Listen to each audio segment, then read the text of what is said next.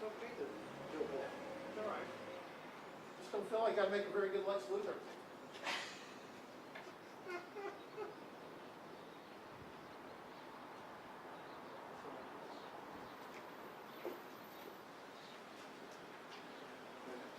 Hello, sir.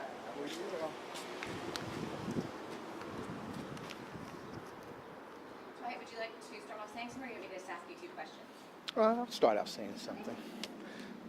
Yesterday evening, around 6:45, Louisville Metro Police 2nd Division officers responded to a call of a serious injury collision involving a child in a hit and run in the 1600 block of Lewis Coleman Jr. Drive. When officers got there, which they got there immediately, they were able to use several life-saving tools at that point to attempt to stabilize the child. Route was set up for him to the hospital where he is now, still in critical condition at this point.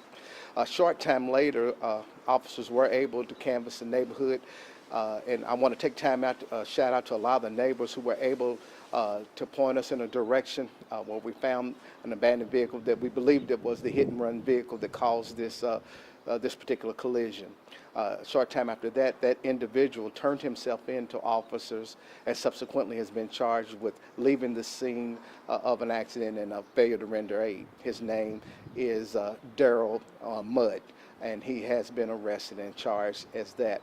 But the good thing about it is officers knew this child, had a relationship with him, and immediately responded as quickly as they always do. But it was obviously special when you know this individual, and the neighborhood stepped up, as we always are asking, and that's how come we were able to have a rather quick solution to this particular incident. Certainly our prayers go out to the young man and his family and for his speedy recovery.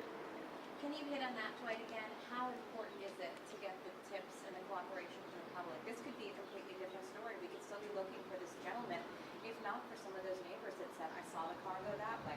I know this gentleman. I recognize it was this make and model. What do you say to those people?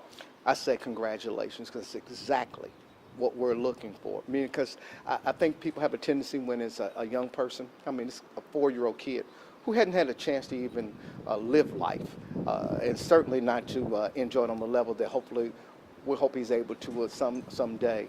And by the neighbors stepping up and people stepping up and getting this, we're able to make it a quick solution. You know, a lot of times people say they want closure and they want justice. Well, one of the things to do that is when you know something, see something, say something. That's something that we've always talked about and continue to trumpet to this day, is that.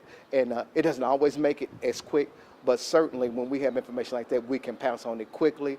It's fresh, and our opportunity to solve it is much greater at that time. Thank you, sir. And my only other question is, I want to give credit where credit's due. You guys do trainings throughout the year. There's been cases before where you guys have done tourniquets, everything else. There was life-saving measures performed on this little boy. Can you talk about your 2nd Division officers? Because those seconds could have been the difference between life and death. Your guys and gals did not wait for an ambulance to come. You know, in my 40 years here in law enforcement, one of the things when I've had opportunity to talk to officers, you know, we're the difference between life and death in many, many instances. Our officers are highly trained. They're not doctors, they're not necessarily paramedics, but close. And we're the first responders, and we're called that for a reason, because a lot of times we are first.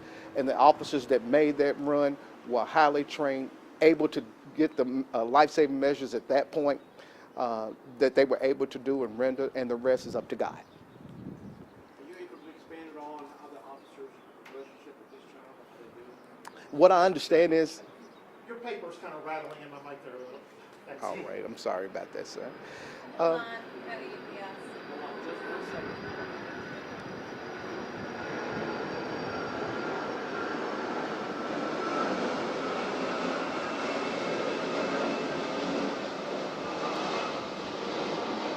Vince, could you give me that question again? Could you expand a little bit more on the relationship between the officers and how they do this trial? Well, you know, one of the things that we've always stressed is community policing, and that's not just to a unit. That's to every officer that's on our department. And in this case, because the child lives fairly close to the 2nd Division, they see him playing all the time, establish relationships. So when that hits home, I mean, you know, a lot of our officers are fathers and mothers and things like that, and they're used to having young kids. And anytime you can make an impression on a young person, why wouldn't you do it, no matter what your profession is? And in this case, because of law enforcement officers, obviously since we have that issue in our community, I just want to make sure that people know that the men and women that come here and work every day have that type of feeling. And today we saw it manifest in a mighty way. Can you give any comment on the officer involved shooting that happened this morning? No, sir. Thank you. Thank you, Dwight. All right. And that is the U.S. Marshal. Thank you. They just told me to ask. Way to chase him off.